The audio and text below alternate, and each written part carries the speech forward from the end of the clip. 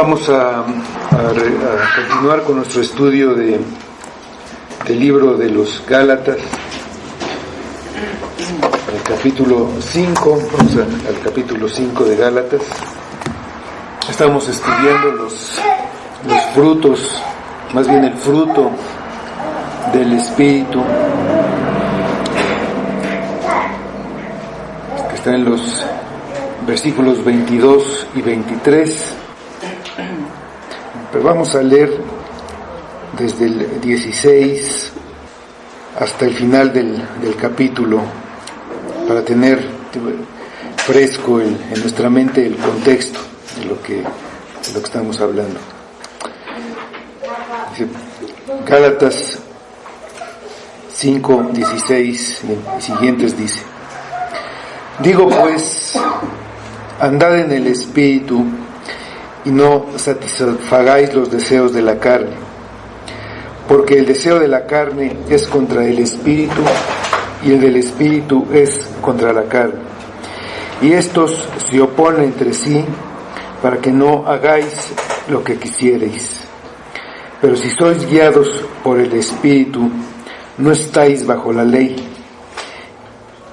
Y manifiestas son las obras de la carne, que son adulterio, fornicación, inmundicia, lascivia, idolatría, hechicerías, enemistades, pleitos, celos, iras, contiendas, disensiones, herejías, envidias, homicidios, borracheras, orgías y cosas semejantes a estas, acerca de las cuales os amonesto, como ya os lo he dicho antes, que los que practican tales cosas no heredarán el reino de Dios.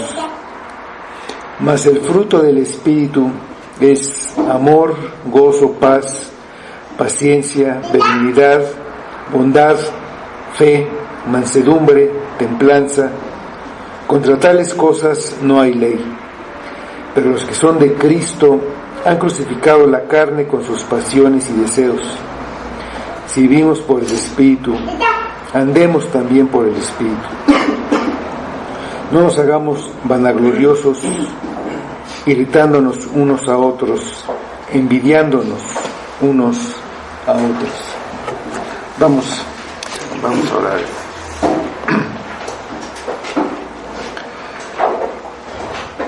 Señor, te damos nuevamente gracias por tu palabra. Y venimos ante ti para que nos ayudes a entender tu palabra,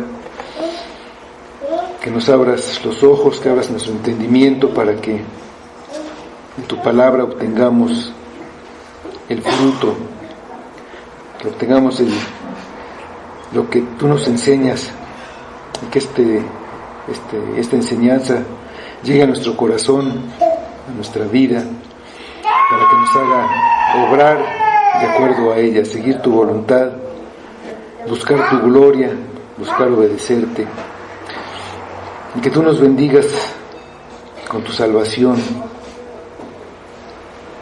con el crecimiento, con la madurez, Padre. Ayúdanos a recibir lo que tú nos envías por medio de tu palabra. Ayúdanos a aplicarlo a nuestra vida. Que tú obres en esta iglesia, en cada persona, que le des poder a tu palabra y gloria a tu nombre, Padre. Pedimos todo en el nombre de tu Hijo Jesús, para tu gloria. Amén.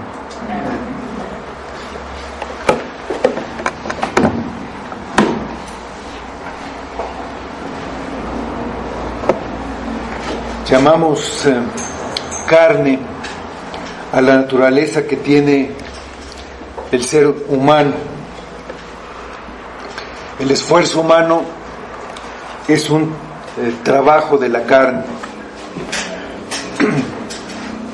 Por su origen, que está corrompido, las obras que la carne produce, ya sean para lograr algo aparentemente bueno o a nuestros ojos bueno, como serían obras moralmente buenas, obras religiosas, o ya sean para tratar de obtener una satisfacción y un bienestar propios, terminan siempre centradas en nosotros mismos, centradas en cada persona,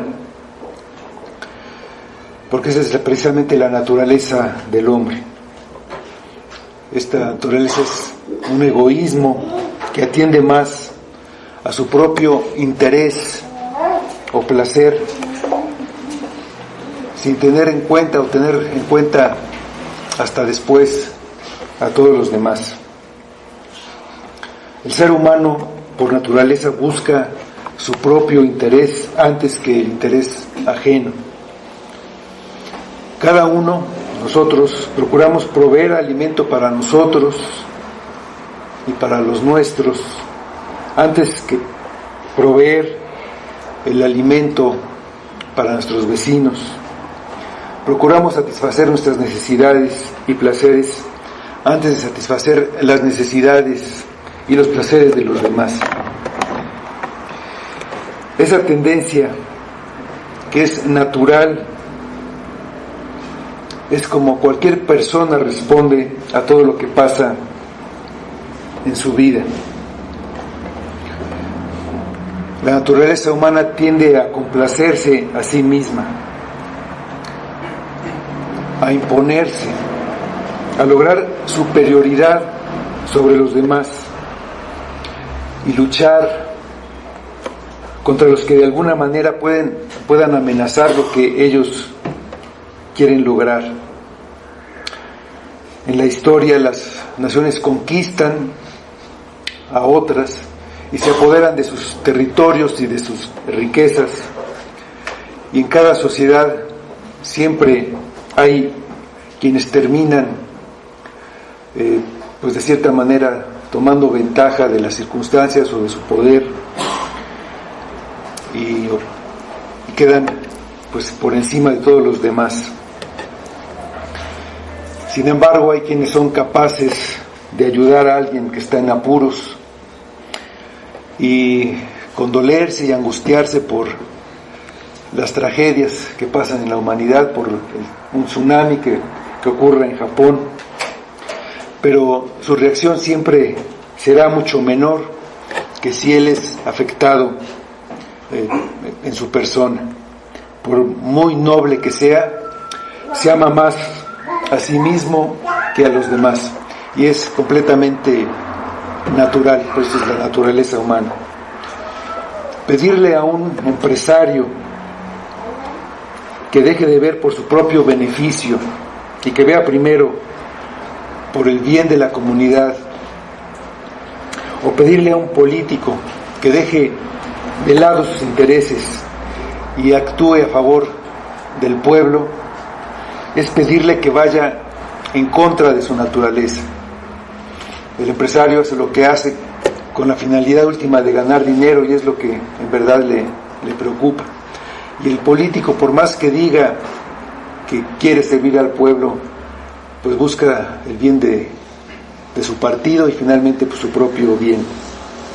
El hombre vive cotidianamente de esta manera, y el resultado es un mundo en que dominan las manifestaciones de esta naturaleza humana o carne. La lista de estas manifestaciones en la vida de las personas se describen como ya lo leímos en el versículo 19. Recordándolo dice: y manifiestas son las obras de la carne, que son adulterio, fornicación, inmundicia, lascivia, idolatría, hechicerías, enemistades, pleitos, celos, iras, contiendas, disensiones, herejías, envidias, homicidios, borracheras, orgías y cosas semejantes a estas, acerca de las cuales os amonesto, como ya os lo he dicho antes, que los que practican tales cosas no heredarán el reino de Dios. Todo lo contrario a estas obras de la carne es el resultado de una naturaleza cambiada por el Espíritu. Los que tienen el Espíritu El Espíritu produce un fruto en las personas, que es una manera de vivir completamente diferente y opuesta a la de la carne. El fruto es el resultado de seguir la guía del Espíritu, que con el cambio de naturaleza, que también se llama regeneración, nos da la capacidad de seguir esta guía, en lugar de seguir nuestra tendencia, nuestra vieja naturaleza, y permanecer haciendo las obras de la carne.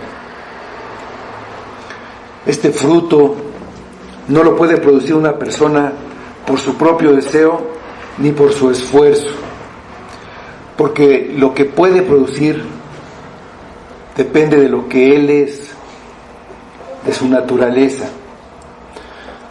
Nosotros tenemos un dicho que dice: no le pidas peras al olmo, y sabemos que es imposible que un árbol llamado olmo dé peras. Se necesita cambiar esa naturaleza del olmo, y es lo que hace el Espíritu. Cambia nuestra naturaleza y ahora podemos dar fruto. Éramos árboles inútiles que no daba fruto, daba espinas, y ahora podemos dar fruto. Al tomar este fruto, nosotros tomamos, volviendo al ejemplo, una pera, la podemos oler, vemos su tamaño, su color, la probamos y notamos su sabor, su dulzura, notamos su suavidad, si está jugosa. Todas esas características que tiene el fruto nos confirman que eso que estamos teniendo en nuestras manos es una fruta, es un fruto de ese árbol que se llama peral. Todas estas características dependen de cómo ha ido creciendo y madurando el fruto, y todas están relacionadas unas con otras, estas características o cualidades del fruto. Si el fruto no ha madurado todavía, no tendrá ni un buen tamaño, estará verde todavía, será todavía duro, no tendrá buen sabor, pero todo va mejorando con el tiempo y con la ayuda de factores externos, como son la lluvia, el sol, y del agricultor que abona la tierra y cuida, poda y limpia al árbol. El fruto del Espíritu también tiene sus características o sus cualidades. Dicen nuestros versículos: mas el fruto del Espíritu es amor, gozo, paz, paciencia, benignidad, bondad, fe, mansedumbre, templanza. Estas características no existen en el hombre natural, vienen del Espíritu. Y como el fruto del árbol va creciendo y madurando, también estas cualidades van en aumento, se relacionan unas con otras. No se puede tener paciencia sin amor, gozo y paz, como la pera no puede tener buen sabor sin dulzura, sin jugo, sin suavidad y con un mal olor. En el fruto del Espíritu no podemos olvidar al agricultor. El Espíritu está pendiente del fruto y de su crecimiento. Tiene mucho interés en su calidad. Trabaja cuidando y limpiando el fruto, podando el árbol, quitando lo que tiene el árbol que estorba para que pueda dar más fruto. Puede estorbar ramas y él las corta. Esto puede ser doloroso. pero lo riega y le da las condiciones en las que el fruto puede ser producido y puede crecer y puede madurar. En un principio no se puede ver el fruto, a veces es muy difícil de notar, pero se puede empezar a notar en el amor. Un amor que es muy diferente al amor en la carne. Es el amor de Dios en nosotros. Ese amor de Dios lo conocemos por la manera en que Dios nos ama y nos fue demostrado en la persona de Jesucristo y en la manera como Jesucristo mismo nos ama. Es un amor que es una decisión de amar sin ningún mérito, ninguna cualidad que nosotros tengamos. No es un sentimiento que pueda cambiar. Esa decisión es de un amor eterno, sin esperar recibir nada a cambio. Este fruto del amor es en lugar del egoísmo natural del que hablamos al principio. Una persona que es guiada por el Espíritu pone a otros antes, por encima de sí mismo, y lo hace por ese amor que produce el Espíritu en su interior. Ese amor lo lleva a hacer todo a favor de los que Él ama y los sirve hasta llegar hasta el fin. El motivo es el amor y se ve en lo que Él hace, se ve en el servicio. No todo servicio es amor. Un vendedor ha sido entrenado y ha aprendido cómo vender, porque ese es su trabajo. Es servicial y atento, y aprende a hacer de esta manera, aún fuera de su trabajo, porque le da resultado. Es atento con las personas, porque sabe que son posibles clientes, posibles compradores, pero su servicio y lo que hace no es por amor. El amor, que es fruto del Espíritu, es Cristo siendo formado en nosotros. Todo lo que es el fruto del Espíritu es Cristo siendo formado en nosotros, ajeno a todo pleito, a todo deseo de sobresalir, a todo deseo de ser notado, porque es opuesto a las obras de la carne. Dice Filipenses capítulo 2, versículos 3 a 8. Nada hagáis por contienda o por vanagloria, antes bien con humildad, estimando cada uno a los demás como superiores a él mismo, no mirando cada uno por lo suyo propio, sino cada cual también por lo de los otros.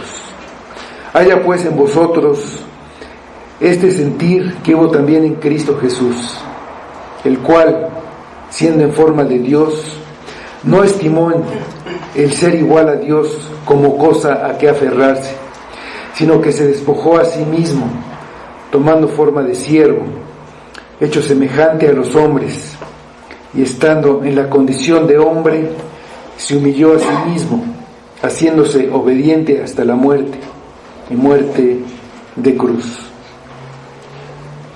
Así aprendemos lo que es este amor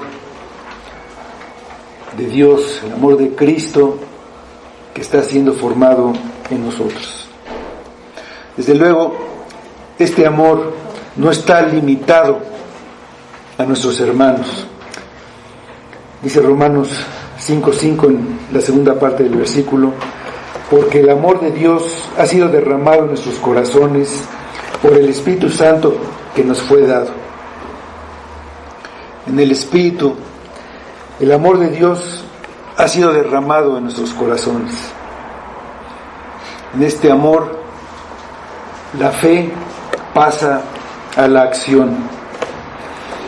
El amor cristiano se dirige sobre todo, y en primer lugar, a Dios. Entonces el amor al que se refiere Pablo aquí es sobre todo el amor al prójimo, porque es un fruto que es visible, que se puede ver y puede notar y examinar cada persona en la iglesia, cada uno de nosotros. Todo lo que hace un cristiano que no es en la carne proviene de este amor, y lo hace por amor a Dios y para darle la gloria a Dios como un fruto del Espíritu. Toda la ley se cumple en amar, como dice en el versículo 14 de Gálatas 5 que hemos estado estudiando. Y un creyente goza y se deleita en hacer lo que Dios dice. Vamos al libro de los Salmos, al 119, versículos 47 y 48.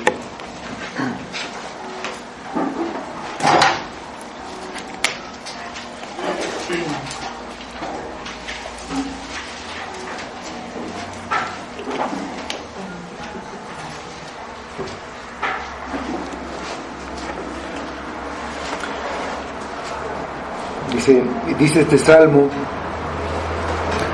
que en un creyente, en un verdadero creyente, es una verdad. Dice: y me regocijaré en tus mandamientos, los cuales he amado. Alzaré asimismo mis manos a tus mandamientos que amé, y meditaré en tus estatutos. Poder cumplir con lo que Dios manda es precisamente porque el amor de Dios para con sus hijos los libra de la esclavitud del pecado, cambiando la naturaleza para salvarlos. Primero mandó a su Hijo para pagar la deuda que no podíamos pagar, y esa deuda que nos mantenía esclavizados. Ya libres nos da el Espíritu, que primero nos hace hijos y produce en nosotros querer hacer su voluntad y también el poder hacerla, y eso nos da el gozo. Él vino para que nosotros tuviéramos una alegría y gozo auténticos. El sistema del mundo no puede producir una alegría verdadera. Lo que hay en el mundo solo puede entretener y emocionar externamente y por algún tiempo, por un tiempo limitado, pero no puede producir gozo permanente en la vida de las personas. En el mundo la alegría depende de muchos elementos que cambian de un momento a otro sin que tengamos control de ellos. Se puede decir que se puede tener algún grado de satisfacción, pero no de felicidad. El verdadero gozo está en Dios, solamente en Él.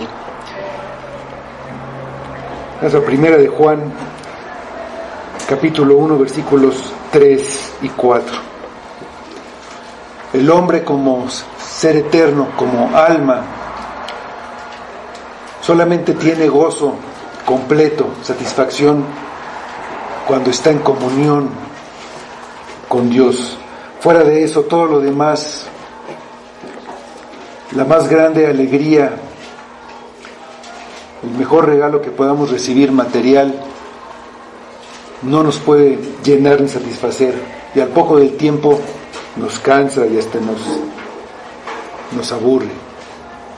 Dice primera de Juan 1, 3 y 4: lo que hemos visto y oído Eso os anunciamos, para que también vosotros tengáis comunión con nosotros, y nuestra comunión verdaderamente es con el Padre y con su Hijo Jesucristo. Estas cosas os escribimos para que vuestro gozo sea cumplido. El gozo del que se habla aquí en esos versículos es el gozo causado por el Espíritu.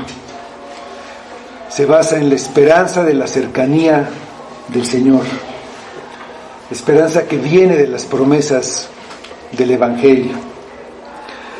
Es una alegría que se mantiene en medio de las aflicciones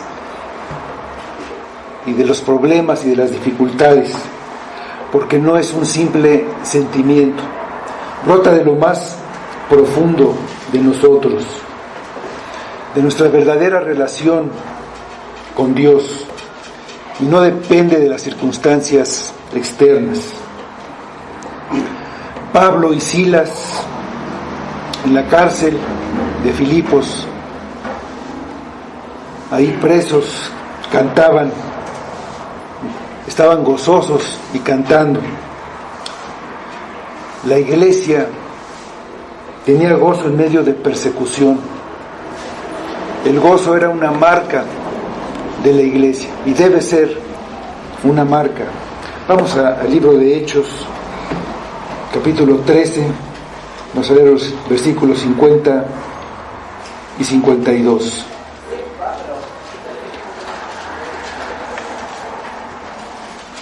Ahí había dificultades, había problemas, pero el gozo no dependía de esas circunstancias externas.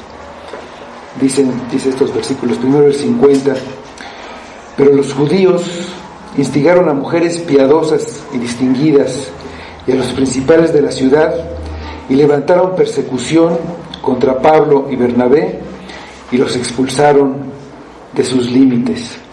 Es el versículo 52. Y los discípulos estaban llenos de gozo y del Espíritu Santo. El gozo fruto del Espíritu, es un deleite en Dios, por lo que Dios es, por su poder, por su misericordia, por su amor, por toda su indescriptible grandeza. El amor que tenemos por Dios nos da gozo si tenemos una comunión con Él. Así como nosotros, cuando tenemos comunión con una persona que amamos, cuando está cerca de ella, nos da gozo. Este gozo es por Dios mismo, no es un gozo falso que alguien puede tener porque recibe bendiciones.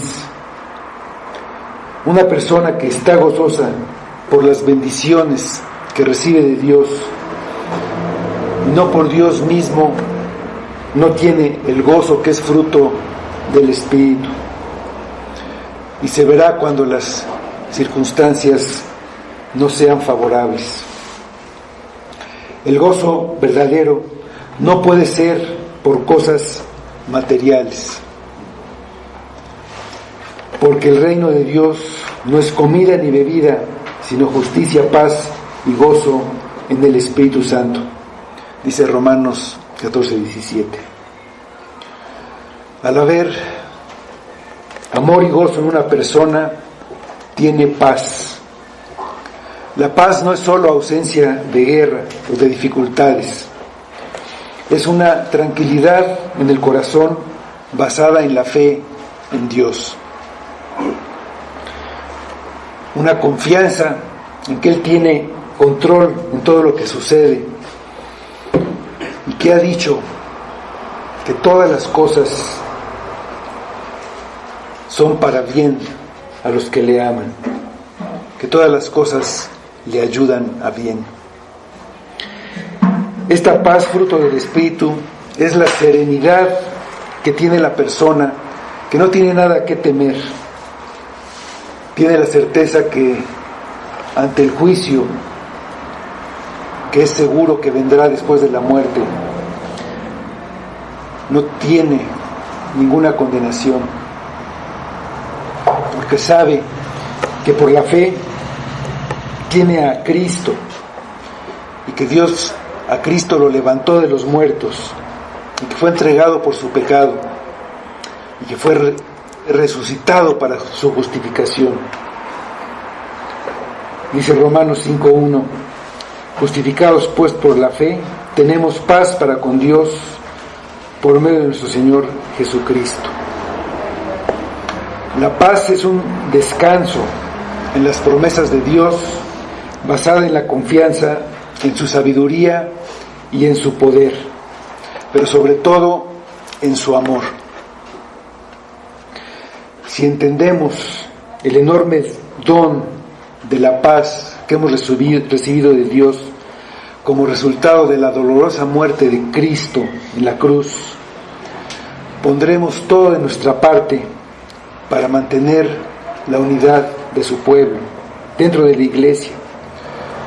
Esta unidad la trae el Espíritu por medio del vínculo de la paz entre nosotros. Dice Efesios 4:3: solícitos en guardar la unidad del Espíritu en el vínculo de la paz. La paz dentro de la iglesia es una característica del fruto del Espíritu, contrario a las obras de la carne mencionadas en cuanto a las relaciones personales, como veíamos: enemistades, pleitos, celos, iras, contiendas, disensiones, herejías. El que tiene amor, gozo y paz también puede ver la siguiente cualidad o característica del fruto del Espíritu, y esa es la paciencia, que es como actúa la persona que tiene todo esto. El que tiene paciencia actúa con paciencia con aquellos que se le oponen o que lo molestan o que tratan de humillarlo. El que tiene paciencia no permite que la carne tome control y lo someta a las pasiones, como son las explosiones de ira y de enojo. No se altera y sabe esperar, porque tiene gozo y paz, y porque tiene obviamente amor por estas personas. El siervo al que le fue perdonada una gran deuda se encontró con uno que le debía a él una cantidad relativamente poca de dinero y le exigía que le pagara. El otro le rogaba: tenme paciencia y te lo pagaré todo. Pero él no quiso y lo echó en la cárcel. No tuvo paciencia con su hermano. La paciencia es tener control sobre las emociones y resistirse a tomar venganza. Es no responder a la provocación o al insulto, incluso al abuso o algo indebido que se haga contra nosotros. Es lo contrario al enojo y a la ira, y va acompañada de misericordia. La paciencia con la que debemos andar se basa en el amor que tenemos los unos con los otros. Dice Efesios 4:2: con toda humildad y mansedumbre, soportándoos con paciencia los unos a los otros en amor. La salvación que tenemos es porque Dios es paciente con nosotros. Nosotros fallamos y pecamos muchas veces, y nosotros queremos que Dios sea paciente con nosotros. Debemos tratar a los demás como Dios nos trata a nosotros, y no como el siervo que no quiso perdonar, que no quiso tener paciencia con su hermano. Dios tiene paciencia y nos da la oportunidad de arrepentirnos. Vamos a 2 de Pedro, capítulo 3, versículo 9.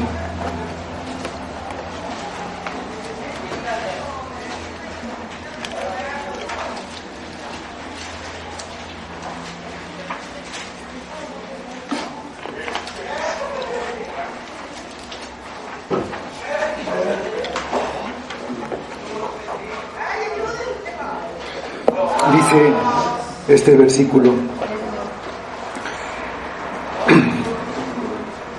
el Señor no retarda su promesa, según algunos la tienen por tardanza, sino que es paciente para con nosotros, no queriendo que ninguno perezca, sino que todos procedan al arrepentimiento.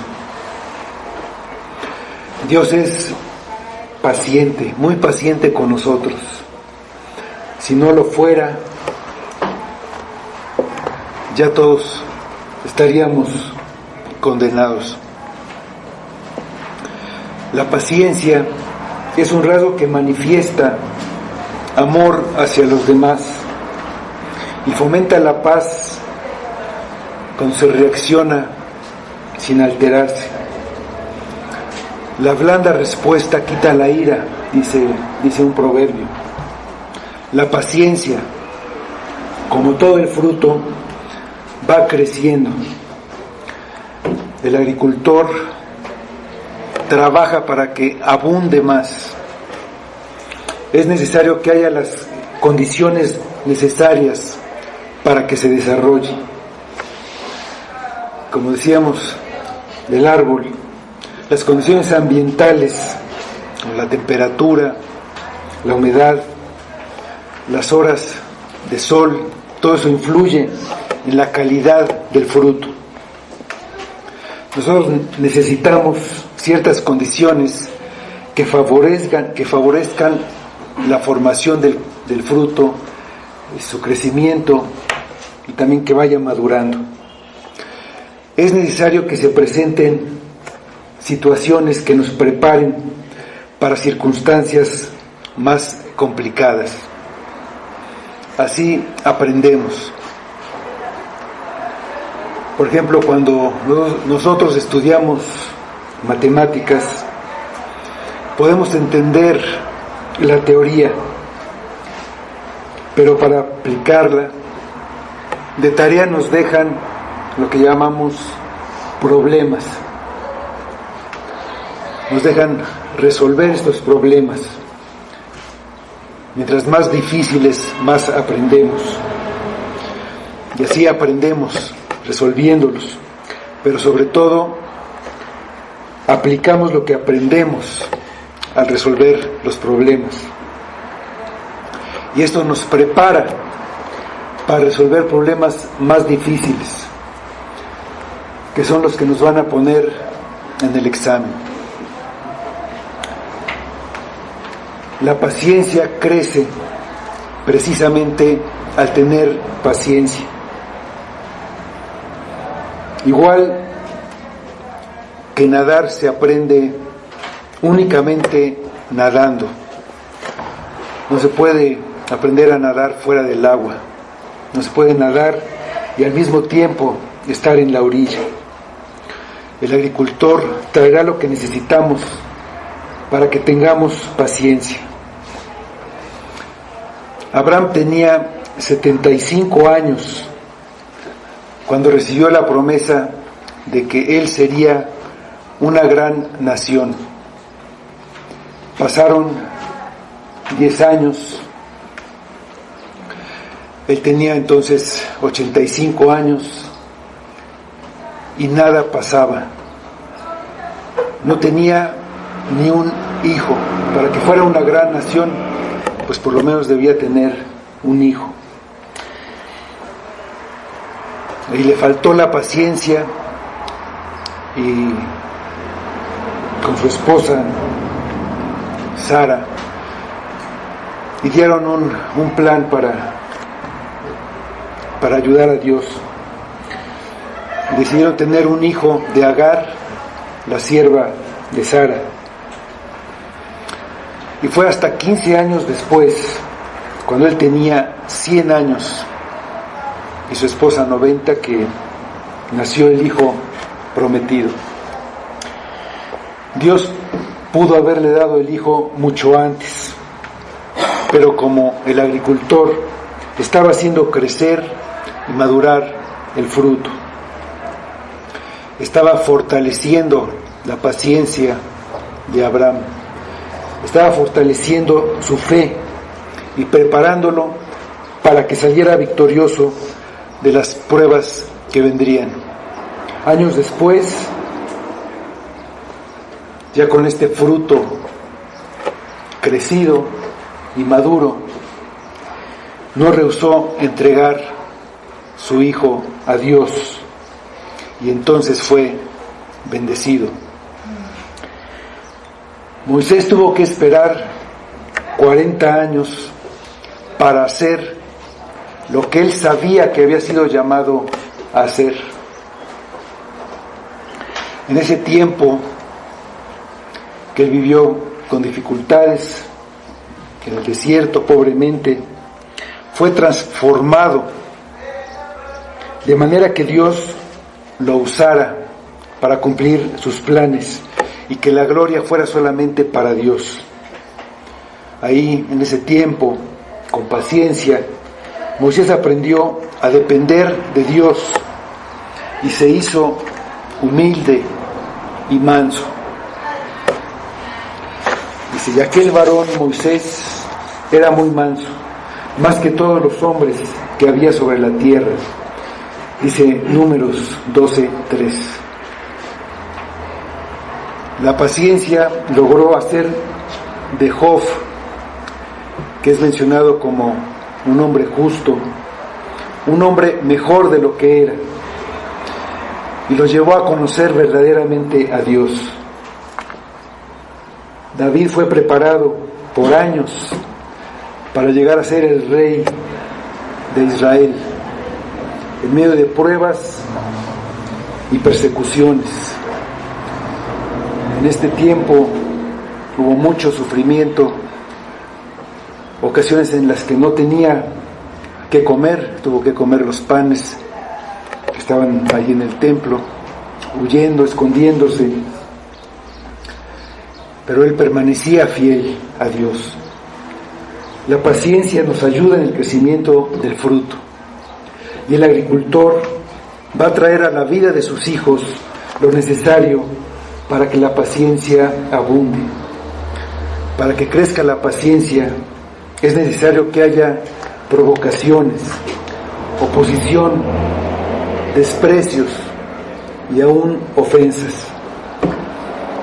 No debemos desalentarnos cuando sucedan, pues son las condiciones ambientales que necesitamos para que se produzca el fruto.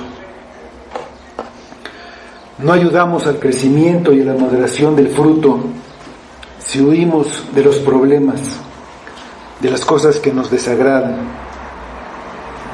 Si alguien puede pensar, si algo o alguien en la iglesia me desagrada, pues mejor me voy a donde yo pueda estar a gusto, donde esté contento. Esta actitud, en el mejor de los casos, va a retardar el crecimiento, pero más probablemente el fruto nunca se va a producir. Dios nos puso en esta iglesia junto con otros de sus hijos. ¿Dónde podemos aprender a amarnos los unos a los otros, a llevar las cargas los unos de los otros, a soportarnos en amor los unos a los otros, a perdonarnos los unos de los otros, si no es dentro de la iglesia? Por eso Dios nos puso aquí a nosotros y puso a otros junto con nosotros.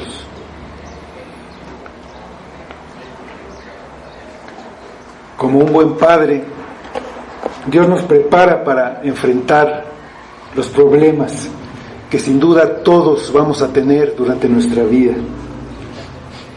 Y eso lo hace de una manera trayendo cosas, lo hace con disciplina, con cosas que parecen no ser agradables o que no lo son y que pueden disgustarnos.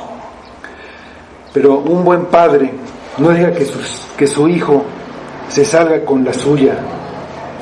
Un niño pequeño puede decirle: pues no me gustan las espinacas. Y el padre, si lo deja salirse con la suya, le está enseñando a que él puede hacer lo que él quiere, lo que a él le gusta. Después,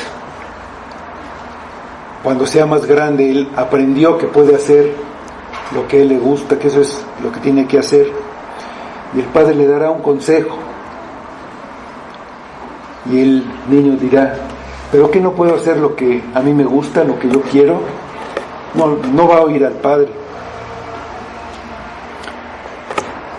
No lo está preparando para la vida. Y el niño va a sufrir mucho después, haciendo lo que quiere, sin oír consejo de nadie, porque él hace lo que le gusta.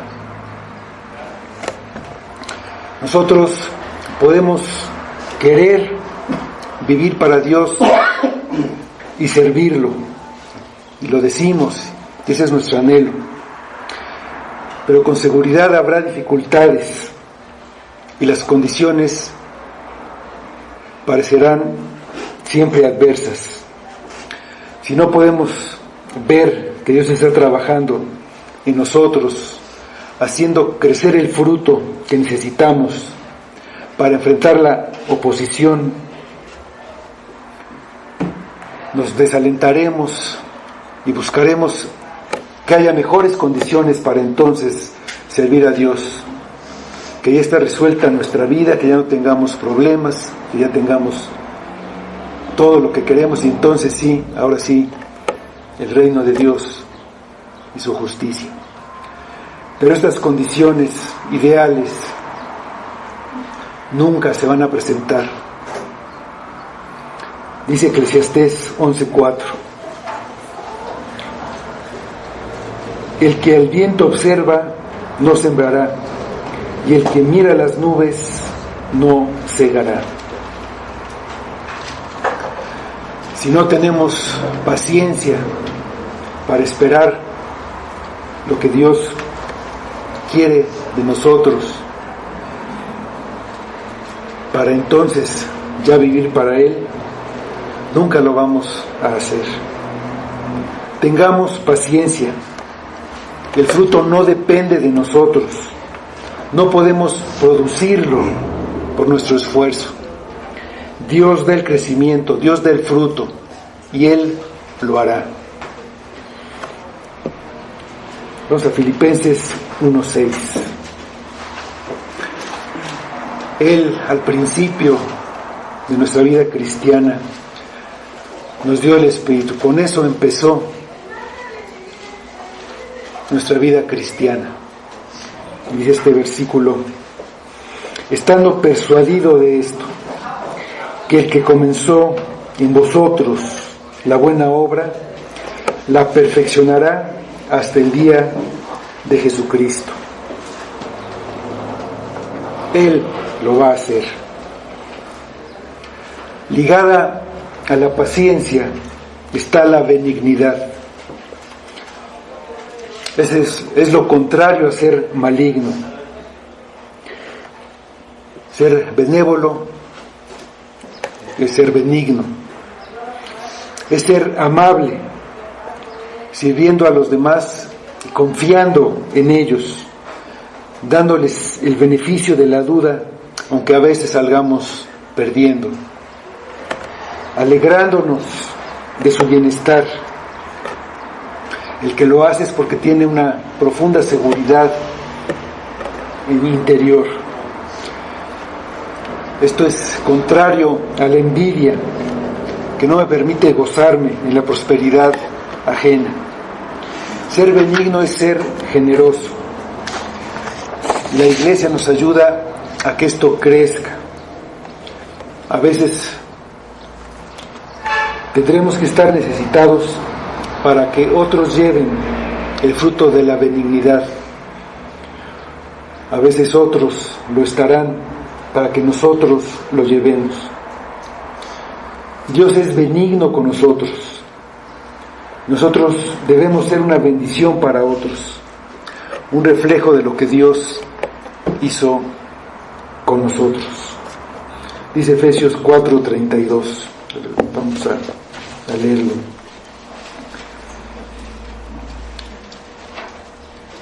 Antes, sed benignos unos con otros, misericordiosos, perdonándoos unos a otros, como Dios también os perdonó a vosotros en Cristo. La virtud que sigue en la lista de características del fruto del Espíritu es la bondad. Actuar con benevolencia significa más generosidad. Es ser guiado por el Espíritu a hacer buenas obras, mostrando nuestro amor cristiano con hechos. Dios tiene una bondad infinita y nos la muestra en su obra de salvación. Vamos a la carta a Tito, capítulo 3, versículos 4 y 7. La manera en que se muestra la bondad de Dios, una bondad infinita, es precisamente en esta obra de salvación que hizo con Cristo a un precio enorme. Es una obra de generosidad, de bondad. Dice Tito 3, del 4 al 7. Pero cuando se manifestó la bondad de Dios, nuestro Salvador, y su amor para con los hombres, nos salvó, no por obras de justicia que nosotros hubiéramos hecho, sino por su misericordia, por el lavamiento de la regeneración y por la renovación en el Espíritu Santo, el cual derramó en nosotros abundantemente por Jesucristo nuestro Salvador, para que, justificados por su gracia, viniésemos a ser herederos conforme a la esperanza de la vida eterna. La siguiente cualidad del fruto está traducido como fe en la versión de la Reina Valera, pero se refiere más bien a fidelidad, que es como se traduce en otras versiones. Es fidelidad o lealtad. Esta fidelidad es también ser fiel en contra de las herejías, pero en relación con los demás es que seamos siempre confiables, que seamos fieles a lo que decimos y a lo que prometemos. Dios es siempre fiel. Esa característica debe ser formada también en nosotros. Y segunda de Timoteo 2:13. Vamos ahí a segunda de Timoteo 2:13. Antes de Tito, dice: si fuéramos infieles, Él permanece fiel. Él no puede negarse a sí mismo. Sigue la mansedumbre, que es contraria a la arrogancia, a la violencia y a la autosuficiencia. Estas cosas que llevan a los pleitos y a las enemistades. Los mansos, dice del Evangelio, recibirán la tierra por herencia. Significa ser dócil, humilde y gentil. Esta cualidad la manifestó Cristo cuando estuvo entre nosotros. Vamos al Evangelio de Mateo 11, 29. Es algo que también debemos aprender y hacer crecer en nosotros, cultivar. Dice Mateo 11, 29. Hablando Cristo, dice: llevad mi yugo sobre vosotros y aprended de mí, que soy manso y humilde de corazón, y hallaréis descanso para vuestras almas. Dios, el Rey, Cristo, dice: soy manso y humilde de corazón. Al final se menciona la templanza, que significa autocontrol o dominio propio. Es el poder de contenerse uno mismo. Y la templanza, desarrollando la templanza, ese control, ese dominio sobre nosotros mismos, control sobre la ira, sobre nuestros deseos, es como hacemos crecer el fruto. Pero es algo que nosotros también tenemos que ejercitar. Los deseos de la carne, la vieja naturaleza, sigue atrayendo al creyente. Y al crecer la templanza es como se gana la batalla contra este llamado de la carne. Vamos a primera de Pedro 2:11.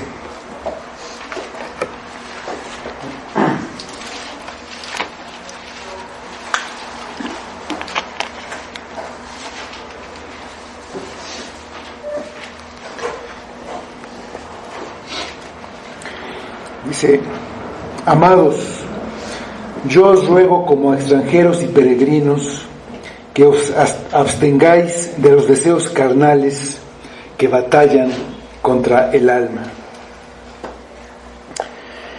Nuestra vida debe de ser disciplinada. Tenemos que aprender a tener control aún de las cosas que no son en sí misma pecado.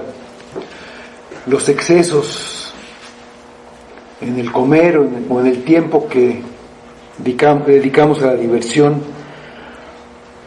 puede mostrar que no tenemos un autocontrol. Es una virtud opuesta a la inmoralidad y a la impureza. No tener autocontrol nos lleva a las adicciones, la droga, el sexo, al alcohol, a los juegos de azar. Los que ejercen el autocontrol llevan sus pensamientos a someterse a la obediencia a Cristo. Cuando viene alguna tentación, llevan su pensamiento, llevan su mente a Cristo. Vamos a 2 de Corintios 10:5.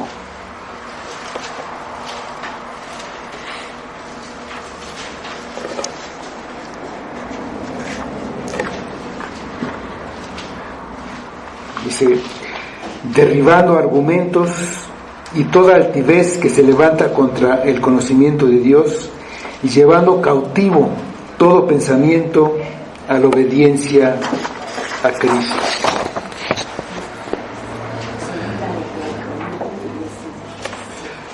Dice: contra tales cosas no hay ley.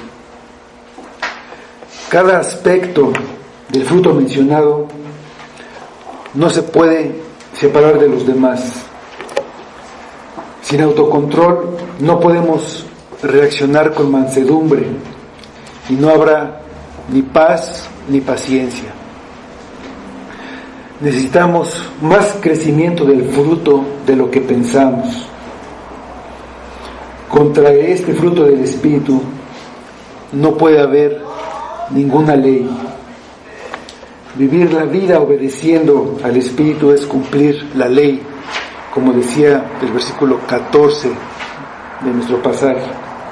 Y por eso, frente a esta forma de vida, no hay ninguna ley. Donde reina el Espíritu, donde el Espíritu es el que guía, el poder de la ley ha llegado a su fin. El que está guiado por el Espíritu ya no está bajo la ley, dice el versículo 18.